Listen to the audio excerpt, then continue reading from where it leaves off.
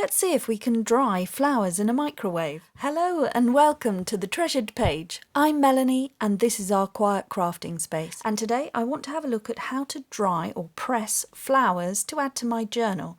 I've been working in the French Linen Botanical Journal and we have been discovering all sorts of botanical finds and intrigue and listening to stories of the great plant hunters and finding out how plants were collected and specialist plants as well, and where they all came from, which different countries these explorers travelled to, and how they preserved them and brought them back. What is a herbarium specimen? Let's find out today. Okay, so today I'm having a look at the MicroFleur microwavable flower press. I've seen crafters using it. I've never seen a video on how this works. I'm not sure.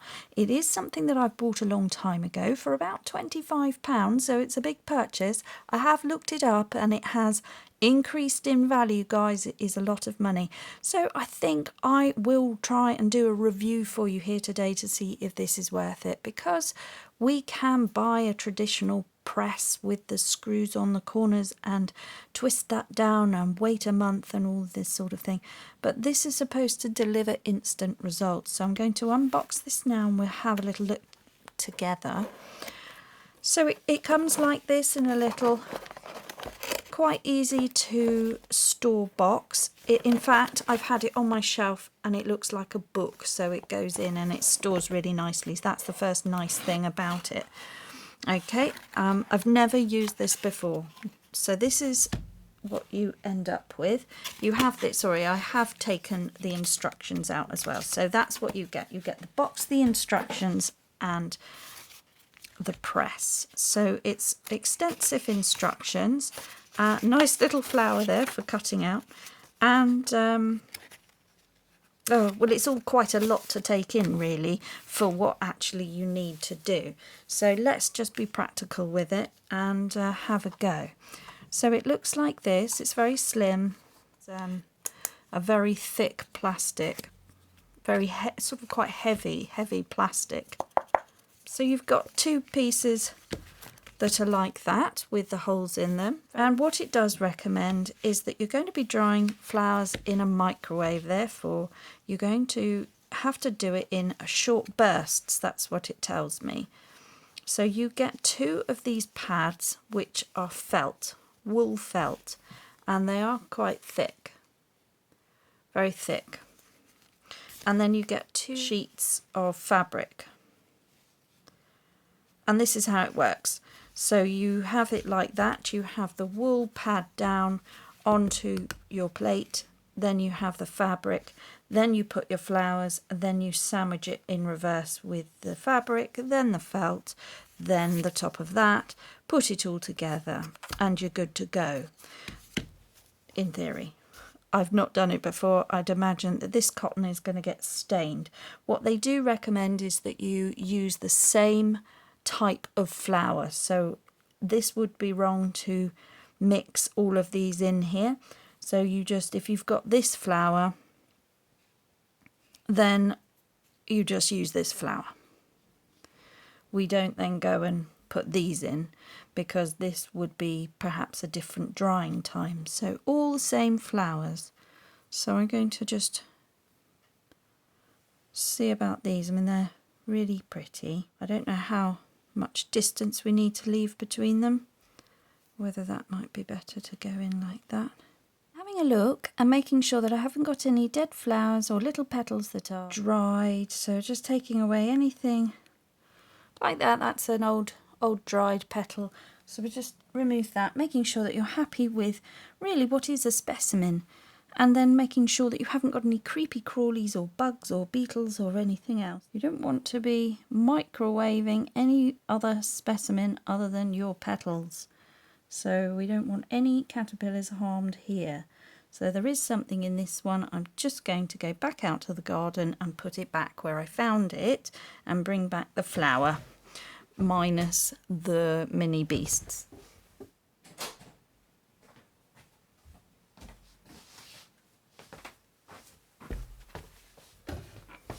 Okay, so I'm laying out the flowers in a sensible arrangement, just trying to make sure that they all fit in. Would it be better to turn it over and, you know, just sort of play around really? So when you're happy, then you put over the top some fabric. And on top of the fabric goes the second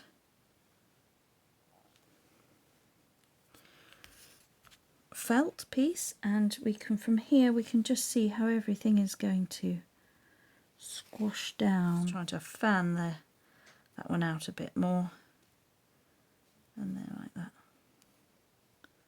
So that will push down there. Okay, then we get this on top. And what we didn't want, what it says not to do, is have anything poking out or overhanging, and so that isn't going to be quite right. So what will happen is it will just get burnt or frazzled. So I'm going to just try and push that in and then make sure that that doesn't pop out by quickly getting this on. Then just double check our sandwich, it looks okay. The side bits on. It says to put it in on 20-second bursts. That is because I've got a very hot setting, and you would need to just go with the guide here, depending on your microwave and how hot your setting is and what wattage you've got. I've got a 900 watt and it is only 20-second burst. 60 and a 60 watt would be 45-second bursts, and 750 would be 30-second bursts. So I'm going with 20-second bursts.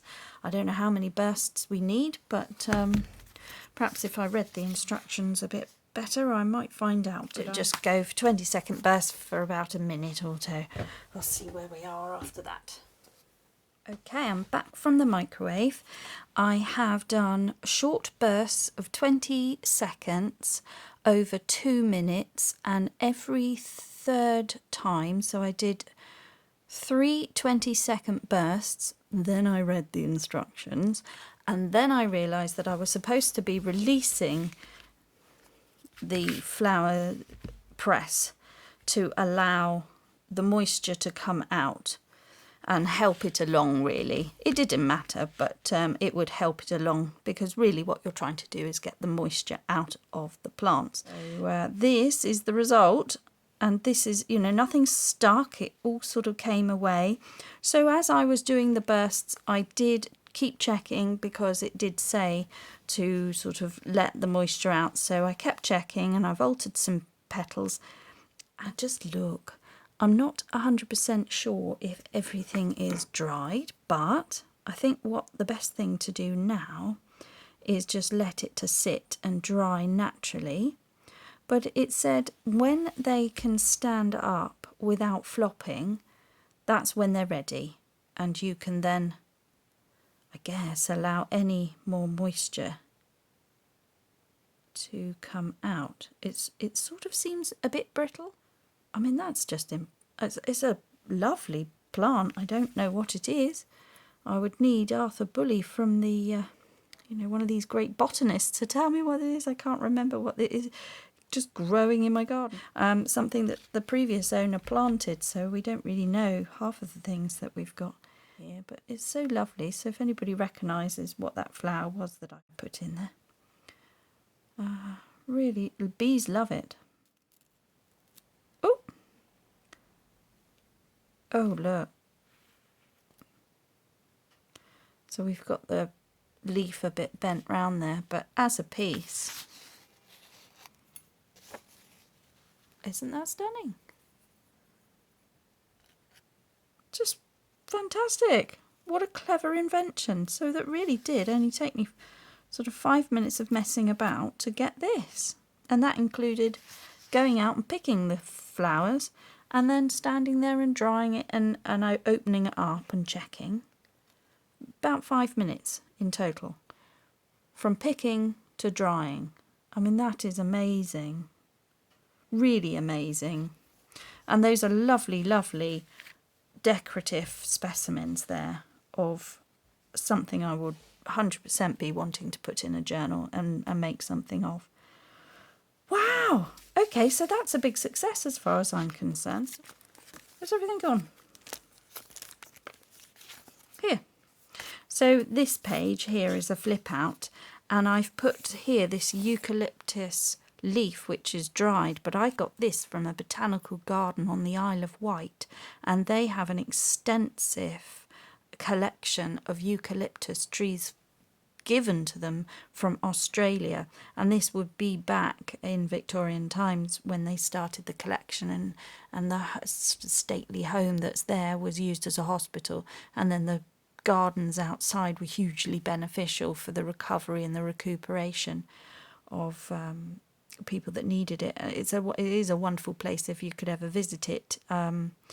In Ventnor on the Isle of Wight, so that's right at the bottom. The southern point of the Isle of Wight is Ventnor. They have a microclimate there, which is it's a lot warmer than anywhere else because it's our most southerly point, and they have things can grow where you would find that they wouldn't grow in Scotland or up north of England. So yeah, so they've got these lovely eucalyptus plants, and it's just, if it's our closest place to go and experience some of the flora and fauna that we would expect in Australian bush and native plants. There is a collection in Ventnor Botanical Garden.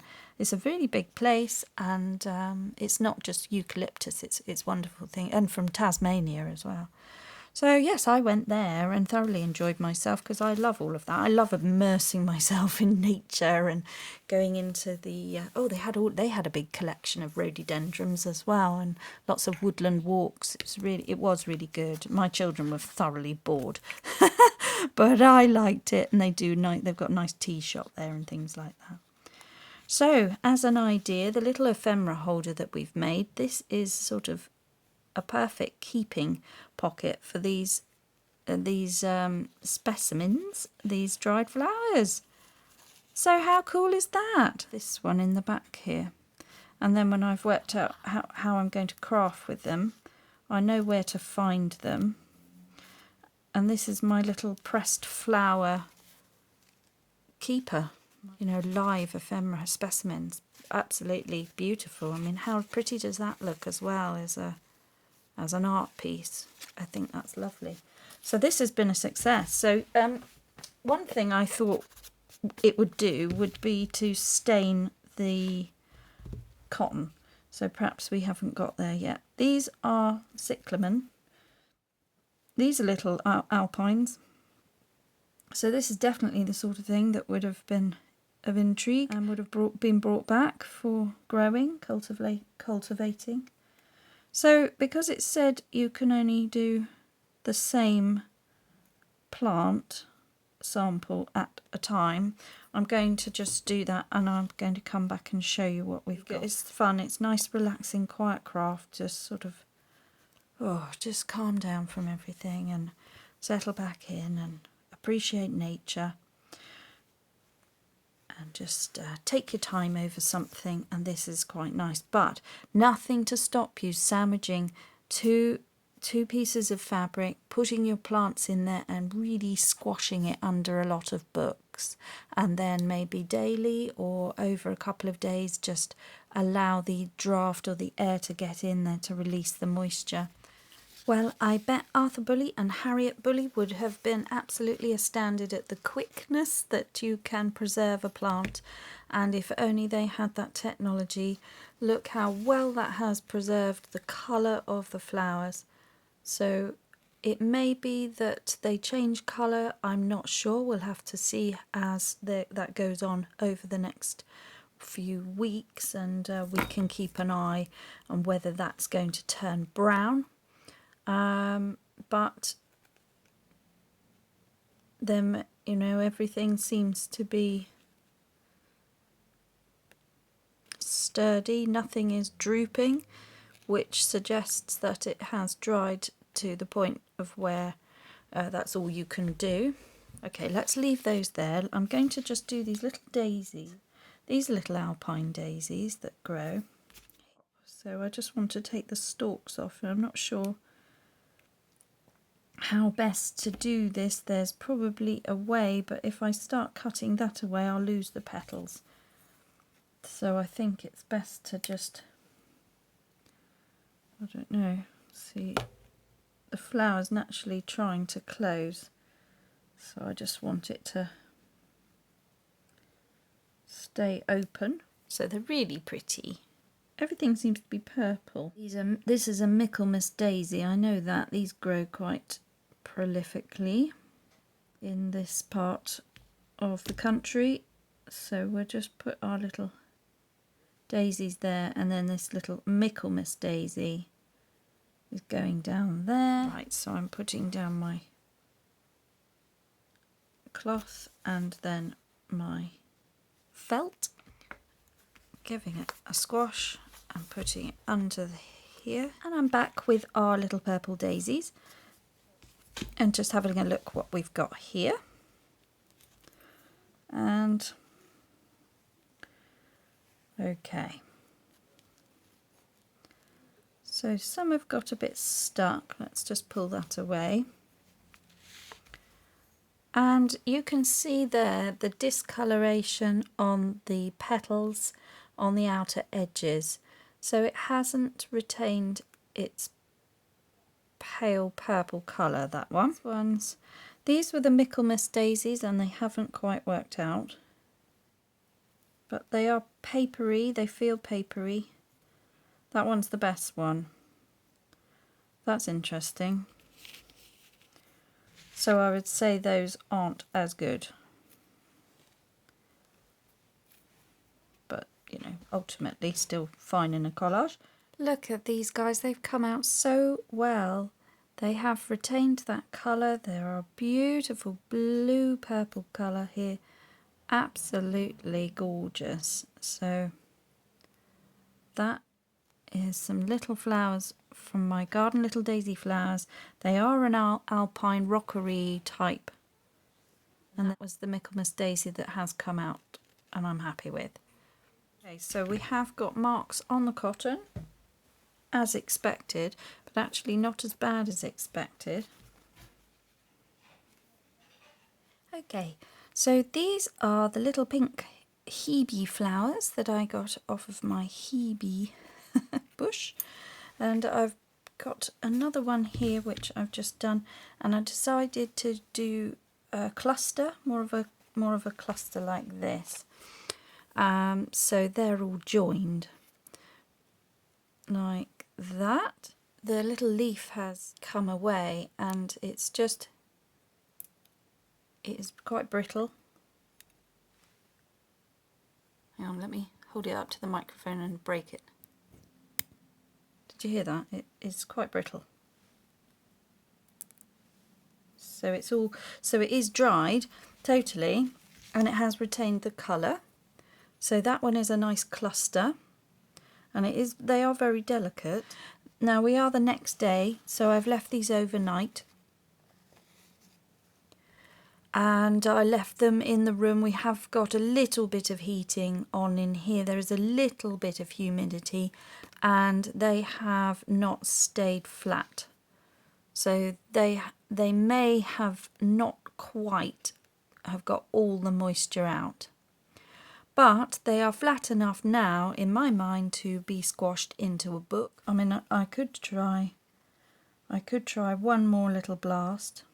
And these may have been denser with the backs of them, which is very interesting because the whole backing of these little flowers was very raised when they went in.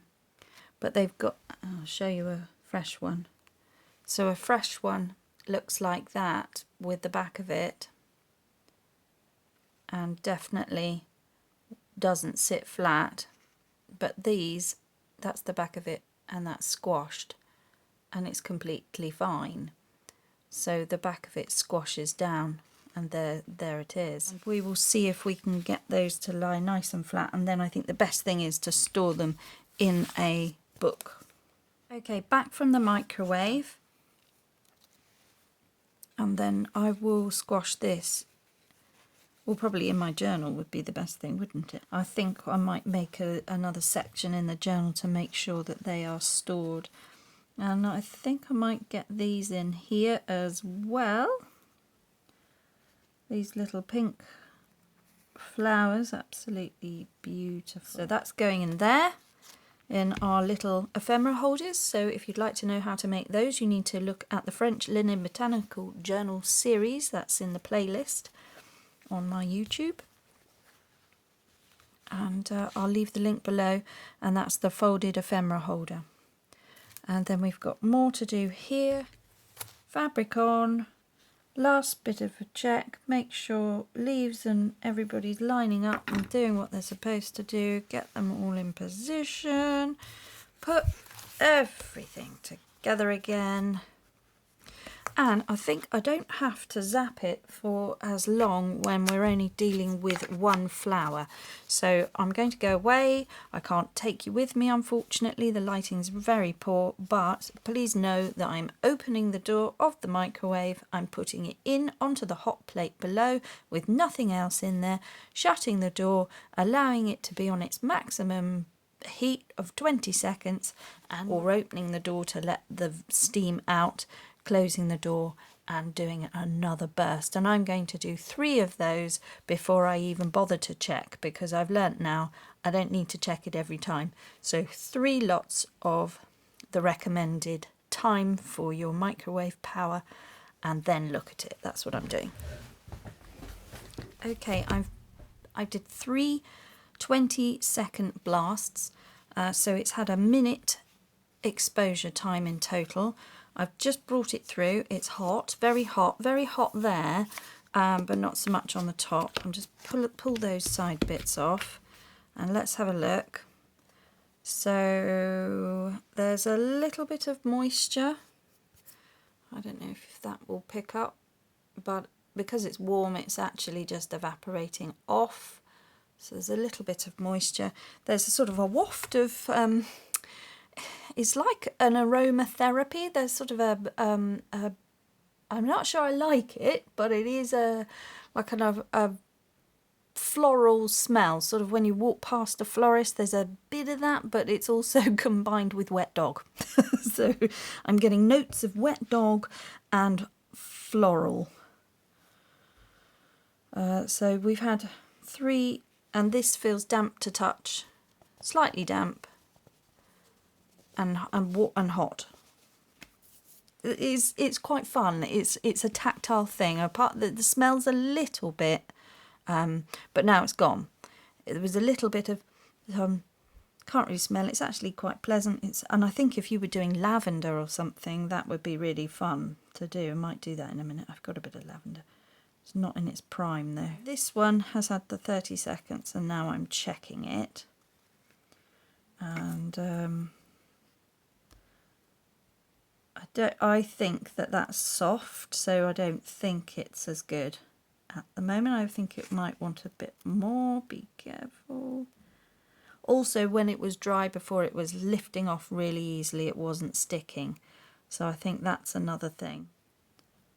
Not far off. I think it probably wants another blast. I'm getting used to it now. It's easy. Look, once you know. Okay. So that was just one more 20-second blast. So we've had 1 minute 20 in total in the microwave, and we have got our lovely specimen, our dried flower. This one has ended up being 1 minute 40 seconds in total. I think they're fine. I think any more and you start to lose colour. So I'm going to take those off, and I say that they're done. But I think as an experiment and as a review of this press, it is really, really amazing to be able to report back that yes, it works very well. The cost of it is £40 in the UK at the moment if you're buying it on Amazon. I will leave the link below if this has been utterly inspirational for you and you just can't live without it. I'll leave the link below. It says it's got patents to the US, to Australia and Europe. There is a website, www.microfleur.com, so you could look it up and see where they stock it, and see if you can get one cheaper. My one came with a black and white insert for the instructions. It came in a little plastic bag that kept the wool and everything all nice. So it does come with this. So it does come with this packaging, regular refill pack. So I'd imagine that it is possible to buy refills if these get absolutely filthy. I haven't read the instructions to the point to understand what you're supposed to do with the cotton, but I'd imagine a hand wash only would be the way to go with that. It's not been too bad, and I've done quite a bit here. The downside of it, I would say, is that it's small, and if you wanted to do things in a mass production way, it isn't going to take you very long, let's put it that way. Okay, it's only that. If you were thinking of gifting it to a child, the colours aren't terribly inspirational. That looks to me like something from the 1960s, 70s. So there is that. There is another one I've seen which is aimed at children, and to be honest, the setup was the same with the chunky felt, so you could look into that, and all you would do is put into the Amazon search, or I'll leave the link where I've seen it, but it was $13.99 for UK people, as the concept of microwaving flowers for the art of flower pressing and preserving, to then be able to go on to put them into your creations, whether that's pressing them to make bookmarks or specimen cards, which is what I will now go and do, and take you along for that ride. They could be totally fine if they're left in the 100% dried for resin casting and jewellery making. Yeah, there's a lot of possibilities there. There is an outlay. I'm sure you can get it cheaper. I don't know why the price has been hiked up, but you know, there we go, it has. Maybe it's because for us that's imported from somewhere else. But we will be looking at how to make the specimen cards and what we will do with these beautiful things. I mean, that to me is absolutely stunning. I can't tell you how pleased I am that how that has all come out. And just to be able to add them in there, and for that to look beautiful to go into my journal, that is exactly what I was... Well, I couldn't imagine that could have come out better than it has. So, of course, you can use a traditional press and come back to it and a week later and you'll have your flowers at half fraction of the cost, I'm sure. The traditional way of doing it would have been to put the leaf, the petal, the flower inside a book, slam it shut, sandwich it under other books and leave it for yonks. So this is a book that I found in the charity shop. It's not a very old one, but it is from the 70s. That's when it was printed. But look at this, if I can find it. Somebody has been on their travels and they have been preserving leaves. And it's not just that one. There are more specimens in here amongst the pages. So what an incredible find. This was in a charity shop. And we can see, you know, herbarium specimens, which is exactly what it is. I mean, that person's obviously gone for a woodland walk, found it, preserved it in their book, identified it, and put it in there, not taped it in. It's all a bit haphazard, but they have identified it for me.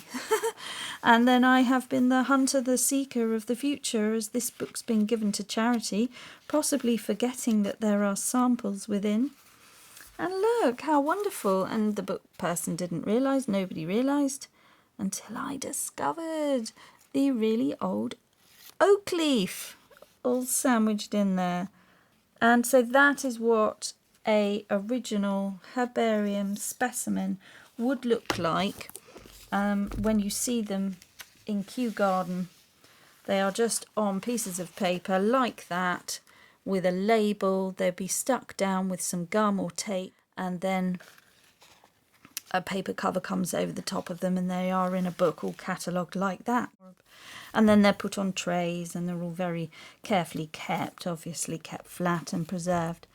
But there's you know, there's no squashing them in glass. But what you would have found maybe in Victorian times, Edwardian times, and I keep getting my kings mixed up, I'm so sorry. So it's Victorian, Edwardian, Georgian, Elizabethan, and now Caroline. I think the Carolean era we're approaching. I'm not sure if I've said that right. I'm still learning where we're at, but in Victorian times and then Edwardian times, and Edwardian times were the very, very interested in flora and fauna, very fashionable to collect seeds and collect plants. Plant collecting would have been from 1901 to 1910, and then I think the king died, Edward VII died, and then we went into the Georgian period, and things were slightly more progressive in terms of what we were all up to. And of course we had wars and things to negotiate, and the 1920s and all that hugely interesting era. But before the motor car and things like that, we were definitely into observing nature.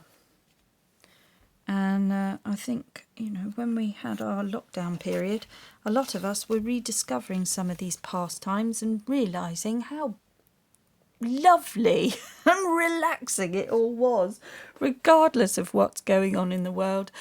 These little pastimes are super relaxing. It's a mindful craft. It's just wonderful just to take that time for yourself, a quiet half an hour. And now you can do flower pressing within your time slot. If you've just got an hour that is dedicated for you, maybe 3 times a week, you put that in your diary.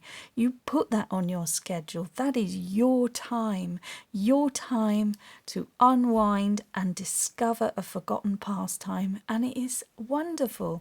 And I'm so pleased to be bringing you along on my journey of these discoveries, whether you are just enjoying a nice coffee and listening to me, or whether you're being inspired. Either way, write in and tell me. Let's get some ideas going of what we can discover in the future, and we'll be back very soon. We're going to be making some mock leather pouches, and we're going to be making specimen cards. That is coming up this week.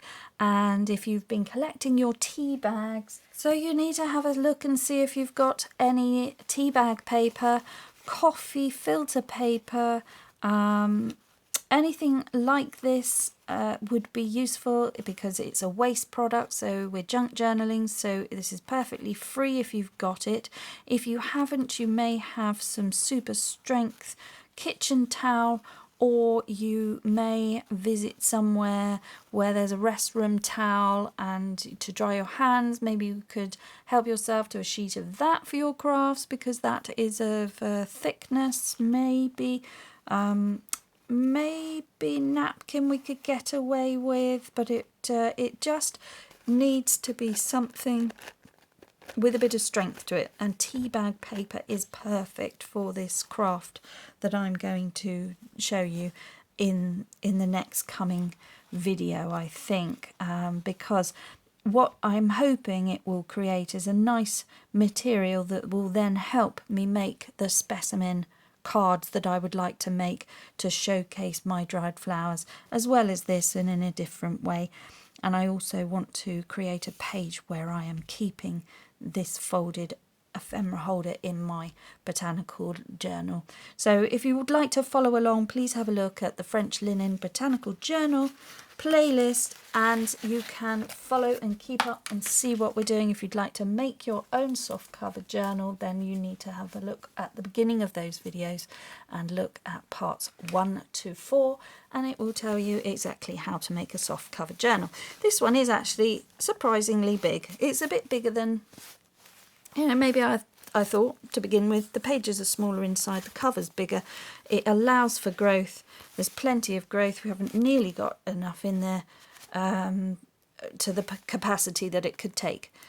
So it's entirely personal, but actually that, believe it or not, is still laying flat with plenty of space for a pen holder. and growth. If you really want to put more into it, then these pages will pull round and they will encase and hug the journal as it grows. So that, you know, it's lovely and it feels very nice with the fabric. Okay guys, so there we are. I will be back soon, and above everything else, just slow down and make crafting time for you. Bye bye now.